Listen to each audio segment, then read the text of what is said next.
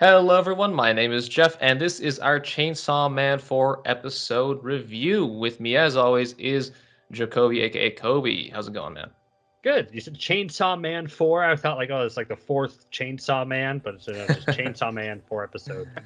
Chainsaw Man Part 4. The Yeah. the grandchildren of Chainsaw Man. It's a family story. Chain babies. I don't know how that would reproduce. Chain babies. Yeah. Chainsaw Shippuden. Chainsaw stupid in Boruto, the Boruto of Chainsaw Man. Anyways, and we're also joined by Jake, the infamous, famous Jake from Anime Dumpster Dive. How's it going? Good. I'm glad to be here. Glad to talk about Chainsaw Man. Who is And it? yeah, we talked about this earlier, but Jake is forming the top half of Best Girl, and I'm forming the plot part of Best Girl, which I was telling Kobe this, I was gonna move this further down so you could see her face, but this really is, the plot and literal plot of Yeah, it's the episodes 3 and driving 4. plot of driving plot of half the season so far. It's what it's all about, and I'm not mad at it. Yeah. So anyways, yeah, this series is all about watching anime and seeing if they pass the 4-episode test. So I'm just gonna pass to you, Jake. Does this show pass the 4-episode test for you? Yeah, it passed the first one episode test for me, but sticking with formula here, 4 episodes. I think it has a solid build-up, a solid beginning of an arc. I mean, solid just introductory arc in general. Like you meet your main cast, you meet your main character. I enjoyed every bit of it, and I'm still really excited to see more. Gotcha. Kobe? Ooh, yeah, of course. No, the show rules. And I think what's really interesting about this is that this show came with such like a huge wave of anticipation, right? Like this was like the big one that it's like everyone should watch this. Like I even see it like crossing over to like mainstream sort of type of, hey, people maybe check out this show type thing, which is like kind of insane for an anime, but for a show with so much hype, like it has lived up to it, which is amazing. And I can't wait to get into like the both the simple themes and like the complex themes, and like after 4 episodes it gets really interesting of like what it's doing. So as Jake said, it got me after the first episode, but I think what it did, especially in the 4th episode, is really fascinating. So this show rules. What about you, Jeff? Yeah, so I will confess I did read the manga before watching it, and the reason I did was because of the hype. I heard it was on the horizon. It was like, oh, Chainsaw Man, you gotta watch this. It's so good, because the manga is really good. So I was like, yes, I'm gonna read it. And one of the main reasons I read it is because at least this first arc or whatever is short. It's only like 96 chapters, something around there. And that's what attracted me to it. And yeah, it's a nice tight story. So I was already going into this knowing that I was going to like it. And the 4-episode test do not disappoint. It lives up to the source material, and I think it does justice so far. So yeah, definitely it passes for sure. So you guys have both read the whole manga? Yes, I have. I have too. Look at this Wow. guy not reading manga. I guess I don't know. Right? I wanted to be Fucking surprised. loser? Does that affect your guys's? Yeah, I'm the loser for not reading manga. Yeah. Does that Has that affected anything? Like I always wonder that sort of feeling of just like knowing what's coming and being excited for it, and like not knowing what's coming. So like the surprises that they throw at us, they're not necessarily surprises for you guys, but that doesn't. I'm assuming that doesn't affect your enjoyment of this. Jake, I guess I'll pick. Okay. pick us both. Yeah, go for it. So there's a meme online saying that the one thing that all Chainsaw Man manga readers can agree on is that we don't remember what happened. Oh yeah. It's because Look like at the Jeff said, joke it's between nice. the manga readers. Yeah. Little inside joke between the bourgeoisie of the anime Not- community. Peasant. Yeah. No, it's because, like Jeff said, it's 96 chapters, and they read really fast, and you kind of just sit there and you read it really quickly. So it doesn't stay in your long-term memory. At least that's how I justify it. But it's a super fun read, and so there's parts of it that stick in my head. And this early episodes are covering a lot of the stuff I really remember. but still there's parts that I'm like, oh, I thought this happened first. So it's still surprising to me, but just seeing it animated, especially to the quality that it's at, is fantastic. Like the 4th episode has just that long sequence of like chores that happens, great but it's sequence. animated. Yeah, but it's animated better than most of the shows I've seen, like in the past like year or two. Yeah. It's like, how about you, Jeff? Oh, so yeah, I was gonna say I didn't know about this meme. I thought it was just like a character trait of mine that I just don't remember anything about what I read. And this is generally for most manga that I read. It just kind of goes in one ear and out the other. But yeah, so I am like basically what Jake said. It's like I remember some things. I remember the characters, obviously. I remember some moments, but yeah. So I'm sure. And honestly, when I was reading the manga, there were some parts that I was kind of confused about. I was like, oh, what is going on? Whatever. Chainsaw fight scene, whatever. And that's so that I'm excited to go back in and hopefully understand some of it more. And that being said, I think I was smiling earlier, Coby, when you were talking about like the complex themes and stuff like that, because as far as I remember, all in all, it's a kind of simple story, really. And the main character has simple motivations. They do develop, I guess, spoiler alert, but yeah. So it's an entertaining manga, and that's about as much as I remember. Is like it was fun to read, and so it'll be fun to watch. Yeah, but that's what's like so fascinating to me, like especially with this 4th episode, because I think in the first 3 episodes when he's like his whole goal is just like, man, I want to be with a girl, like that's like his whole thing, that's his driving motivation. What I kind of saw that is just like, oh, he's going to develop into the hero and develop his own motivations and dreams, and like that's probably what happens, like into something more like, oh, I want to be a hero. Maybe I guess at this point, at least I was convinced of that in the first 3 episodes. But the 4th episode really introduced like an interesting idea of just like, no, like this is my dream, like don't discount it because it's a smaller dream than yours. Like, but it's like I could still want it just as badly as you want to be a grand epic hero, and it still has value. And that's what I think was like really interesting. Like, oh, if they actually continue that like throughout, like where this is just his motivation from start to finish, I think that's brilliant because of how they presented it as like it doesn't invalidate what I think because I really want it, and you shouldn't discount it for that. So I thought that was really cool in the 4th episode.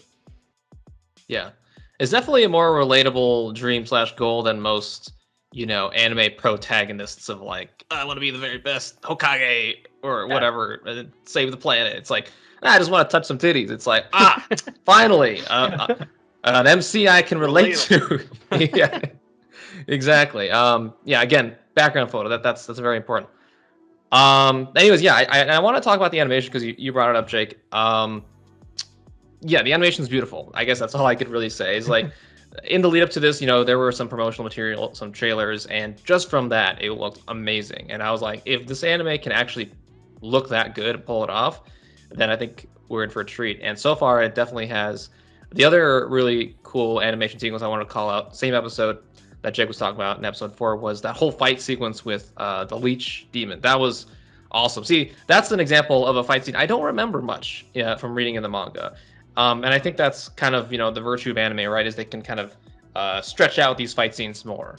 Because in the manga's animated also very, very beautifully. But a lot of it is very like still action shots and like just a lot of blood and like a lot of detail. But actually see Chainsaw Man in movement is really fun. And I want to ask what you guys thought about the 3D animation, because I generally hate 3D animation. I really hate, especially a recent example that comes to mind is what they did with the most recent season of Attack on Titan. Don't really agree with a lot of 3D stuff they did there, but in here, I thought it was very tasteful. It was very they used it when they needed to, and it didn't distract from any of the anime. But I'm wondering what you guys thought about that. Just the animation overall and like 3D use in it. Jake. Okay. It's funny that you bring up Attack on Titan because right now, same studio that is animating Chainsaw Man is doing the final season of Attack on Titan, and I agree. I think that with Attack on Titan, when like the Titans are there, they just kind of what? You kind of cut out just a little bit there. Did I cut out? Hello? Just slightly. Oh, sorry. That they seem out of place. like looking at like action figures on a like 2D backdrop, whereas the G here seems to be more in line with the art style. I want to say so. Like when it does happen, it doesn't look so huge. So jarring. Kind of just Yeah. Yeah, I agree. I don't know if he's cut out. I didn't realize I was cutting there. No, it's fine. No, it's just I agree because yeah, you're back now. But it's like what's interesting about that is just like I didn't like if you had asked me if there was 3D in this, I probably wouldn't have said yes. Like I didn't even kind of realize what was happening in front of me. Like I was just like, oh, I guess that is 3D now. And I guess that's what makes it so darn cool. So I think everything about this, the animation and the use of 3D has been excellent from both the big attack scenes and the little scenes, even the animation of the framing around it. And I guess that's the question I wanted to ask you guys, like as manga readers, as you guys are, like it's so cool when Hayazaka, what's his name? I don't know. Just describe him. What does he look like? Guy with the gauges? Ponytail. Ponytail guy. Like when he is like trying to cut the apples and like the scene is like the apples on the table and you see Denji's hand like slowly creeping like into frame, like that's like such a nice composition of a shot. And like does the anime have any of that, like I don't even know what to call it, fluidity like of it, of like that interesting sort of framework, or is this like the animation studio really going above and beyond with what's portrayed in the manga? That's a good question because again, I don't remember much from from reading the manga. That scene in particular, though, I do remember that scene where like he slowly pulls away the apples from him and Denji keeps reaching in. So I guess let's just say I wouldn't be surprised if that framing also was in the manga, but I can't for sure say. But nonetheless, I agree with you. I think the composition in this anime is really good. What about what's been your favorite demon? So go ahead. Okay, I was gonna say that at least later on, and this is the parts that I remember, later on in the manga, there's a lot of panels that people like save and like always are like name a panel that goes harder than this, and some of them are just nothing's happening in them. It's just the way it's drawn and framed, and so I think that the studio does take some of the stuff that they see in the manga and kind of elaborate upon it. So like that apple scene, like Jeff said, and you said, probably is in the manga and just enhanced by motion. Okay, neat. Well, I'm all on board on this show. Yeah, I guess. Well, the other thing I wanted to mention too was, the idea of a chainsaw man. It's kind of like laughably simple, but like so effective. It's like such an idea that comes from the 90s, like oh dude, like a chainsaw is coming out of his hands, Yeah. It's like why it's funny to me that nobody has done this before. Why has nobody done a character with chainsaws coming out of his hands before? And that's something that drew me to the manga in the first place, and what draws me to the anime as well.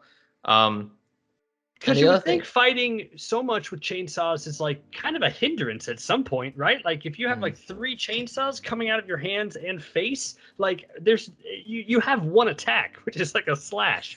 So it's like I'm afraid, or not afraid, but it's like I was curious going into it, just like how much, diversity are we gonna have in sort of everything he's doing? But like they've done some good slashing, and like I like the fact that like when he doesn't have enough blood, like only like a little chainsaw comes out of his face. Like so I guess okay. So understanding the dynamics of like how painful do you think it is when you pull the cord and chainsaws erupt from your body? Do you think it like hurts every time? Yeah, like, I think it hurts. Like Wolverine's claws.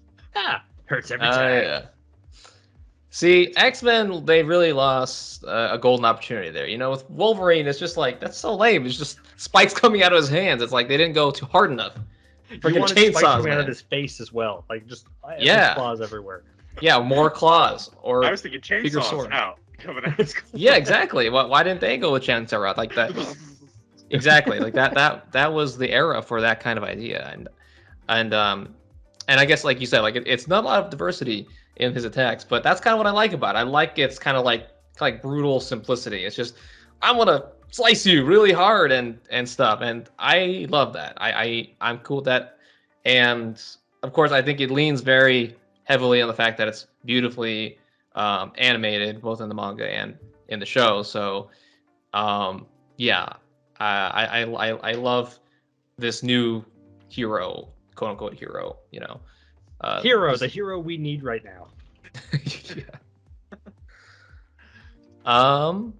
But yeah, Coby, I think you were asking who your favorite demon was. Did you want to follow on that thread? I was just thinking, like, I guess the Bat Demon was pretty cool. And it just makes the question of like, so there's a demon for basically every bad thing that's out there, right? It's like any bad thing that you can imagine, it's there. Yeah, I think that's the idea. That's crazy. So there could be like, there literally could be anything. Well, like anything. Yeah, so we've seen a blood demon, a bat demon, a leech demon, like a sea slug demon, right? That was like the one that Powers killed in the first one. Yeah, sea cucumber. A sea cucumber demon. So it's like, I guess my question is just like, what would be like a terrifying demon for you guys that you wouldn't want to face? Like, what would be the scariest type of animal turned into a devil? Animal. I mean, it could be anything. I guess it could be anything. Yeah, it could be inanimate objects as well. Okay, first thought come to mind. And don't judge me for this, just because it's the first thing that came to my mind. All right. Okay. Internet search history demon. Everyone's afraid of that shit. Come on, don't lie to me. What kind of demon that? I don't know what that kind of demon that'd be. It'd be like a virus or something. It would just like spread people's secrets and stuff. It'd be like random, like, and some like pop-up ads or something like everywhere. Yeah, like exactly. Hiding all your secrets or something. And it would be in every computer, on the whole network. How do you kill that demon? That's terrifying. You can't kill that with chainsaws. You can't. I mean, you can, like, but you'd have to destroy the entire infrastructure. I feel like you'd have to go into the deep sea internet cables and slice that, and yeah. All right, that's my idea. I feel like if Denji finds out that there's like an internet search engine like demon who's like tells all like the dirty stuff on the internet, his first thought would be like, what's the internet? And like, I could see boobs online. Like that would be his thing. And right. Like, whoa. And, like he would actually really like that, probably. True. Jake, you have a fearful demon? I'm not as creative as Jeff on this one. First thing that jumped in my head was spiders. Because there has to be a spider demon at some point. I can only imagine how bad spiders would be if that was Leech. Yeah, that Leech looked just creepy, and I guess her and the Bat were friends. Just because I went to the dentist recently, I would be like a cavity demon. Like I think I'd like just imagine like a giant tooth that's like rotting. Like that one would be terrifying for me. Sounds like a bit of dentist propaganda there, Coby. Right? Yeah. Go your dentist. How much does Colgate pay you? Dentist. A lot to do these. They know that weebs don't watch, don't brush their teeth. That's why we're being asked to do this. What about favorite moments? I guess in these 4 episodes, because I got a few I want to talk about, which is why I'm prompting the question. Okay, I got one. Mine is, and this is one of my favorite moments from the manga. Also, it's when Denji and Power are talking, and Power is telling him about like how her cat got kidnapped, and Denji's like, yeah, whatever. And then she's like, oh, I'll let you fondle my boobies if you help me kill a demon. And he's like, oh, that demon. Oh, I hate him. We gotta kill him. Yes, I'll name that as my favorite moment from these past 4 episodes, because it's just good comedy, good comedic moment. Okay, Jake. I loved like I said it earlier, the animation sequence where he's just doing chores. Like he's making the coffee and stuff. I love that. I thought like just the simplicity of it. I was like, oh, this is fantastic. I could just watch the daily life stuff. I feel like that with most action anime, that I could just watch the daily life of the characters doing things. Mm-hmm. So I'd say that, or the part where I can't even remember his name, but Top Knot does the fox demon thing, where he just eats the leech demon. I love that part too. That was a fun. That just means like. And I like Hayakawa. I think Hayakawa is like my favorite character, because that leads into my favorite moment. It's just like I loved the way that they styled like him knocking on Makima's door, like when he goes to her office and he's like going for the knock, and like he pulls off at the last second to like straighten his tie. Like if you think about, like they could have done that like a much more simplistic way. Like before he enters, he straightens his tie and does all the thing. But they added that little extra flair of like being like millimeters from knocking and rethinking it and going back and like in such a fluid motion and then fixing himself. I just think is really interesting, and his just his whole sort of deal and becoming this sort of like this not parental but like guardian figure of not just Denji but also Powers as well is really fascinating to me. My question, you guys might know the answer to this, but like I think her name is Makima. So I couldn't read if Makima was actually punishing him or not, like for this. Like she says like just because you do so well, but it came right after the scene where he lied to her like about like what happened, and she's like, well, I trust you, you know. It's like, okay, well, you're pretty cool, like that's what you said. And then later then Power shows up and she's like, well, I just trust you the most. Like, was she messing with him and punishing him in some way, or I'm just wondering how you guys read that scene, if you guys don't already know, I guess, from being manga readers. That's a good question. Yeah, I didn't even think about that. I mean, I think it could be, I think it could be seen either way. I think it's probably legit that they probably shouldn't have her hanging out at the office so much. And also, you know, Power and Denji are partners now, so maybe like, maybe it's just a way for her to make him keep a closer eye on the two of them together. But yeah, that's a good point. I don't know, Jake. And do you have any insight on that? I had no idea. I didn't even read it that way. But now that Coby said that, that's my headcanon. Yeah. He is being punished. I'm like, oh, that makes sense. Yeah. Coby's so smart, so mature. Did you guys? Okay, and then I guess a follow-up question is like, did you guys think that? I remember while watching it, and Powers betrayed Denji, and she like threw him to the bat. I'm just like, so how do you redeem Powers from like this situation? Like, how do you get them back on the same side? Like, I was curious, just like. She's bad, right? Like she's feeding him to the demon. How do you get them back on the same side? You saw the end of episode 4, right? No, that's exactly, and that's what I'm saying. Like,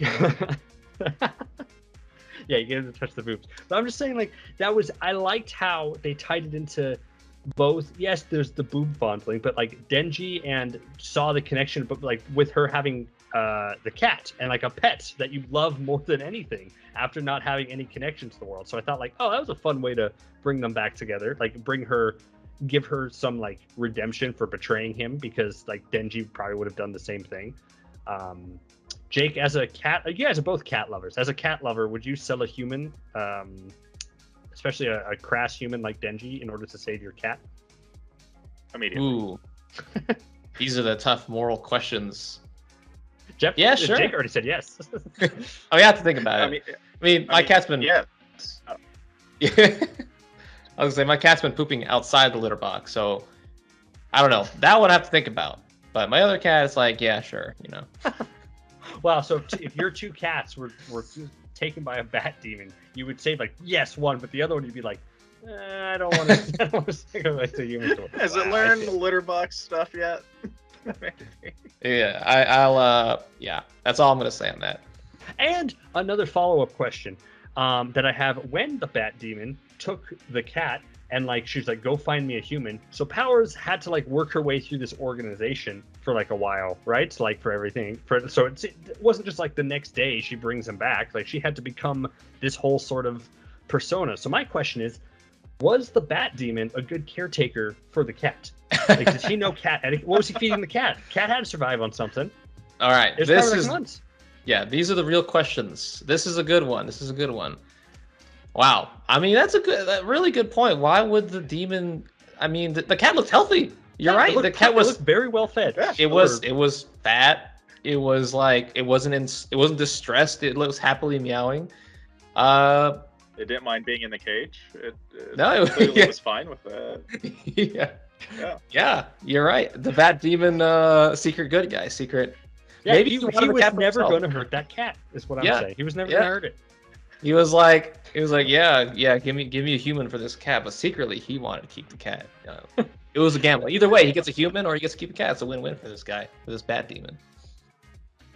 That's so. Do you think that when he kidnapped the cat, he went, "Oh, fuck. Now I gotta keep this thing alive." Like he didn't realize the task that he signed up for. Right. He's like, crap, I gotta do it. Is this? Go ahead, Coby. I just thought it would have been funny if like the layers keep going. So Powers was obviously an evil demon who fell in love with like the cat, like got the feeling. So what if like the same thing happened to the bat demon, and like he also developed this relationship with his pet, like while it was happening? I was just gonna say that it's like a weakness of devils is cats.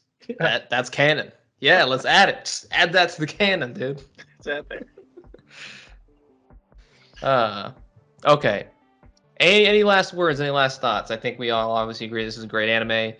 It's gonna be the show that one of the shows that everyone watches, kind of thing, kind of like an Attack on Titan or a Demon Slayer or something like that. But yeah, is there anything else you guys want to talk about before we close this off?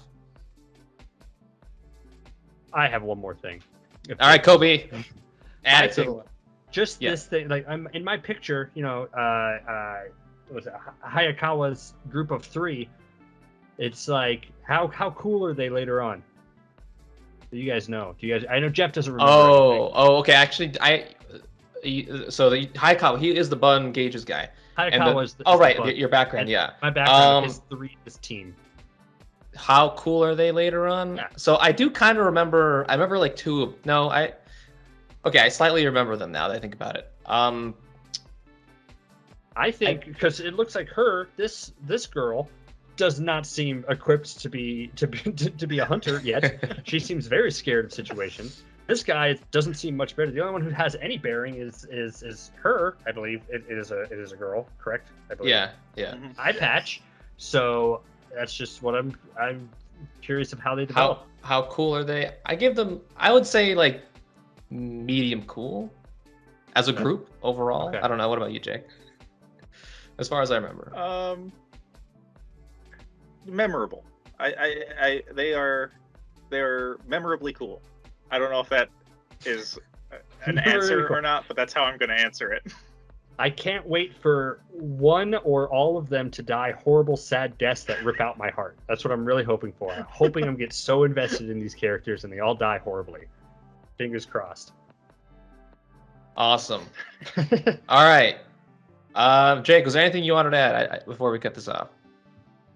No, I'm excited you guys are watching it and are liking it, and it's just fun. I love talking. I went out and actually started talking to people on forums about like the manga when I read it, because I liked talking about it so much. And so now that the anime is out there, I'm like, oh sweet, like now I can talk about it. And now I have friends who are watching it, so I'm like, this is even better. So I'm just excited about it. I'm excited to go on this Chainsaw Man journey with people. Yeah, maybe if the season stays good, which I assume it will, maybe we'll do like a season-long discussion at the end of it or something, just to discuss if it remains as awesome. And of course, we'll invite you on, Jake. Which Jake, you are you're a forum user, which means in the anime hierarchy, you are top tier in this group of 3 right here. So we'll have to get you back on. You're higher than us, to be honest. I mean, like a bit of a ranking. Higher in the anime community, lower on community.